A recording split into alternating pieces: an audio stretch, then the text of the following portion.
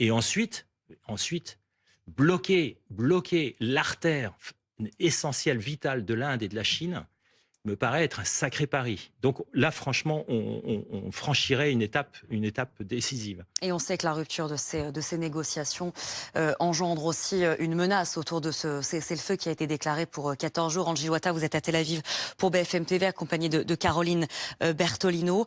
Et ce que vous avez constaté, c'est que, en fait, bien sûr que la guerre existe encore, et vous l'avez constaté avec des frappes encore aujourd'hui.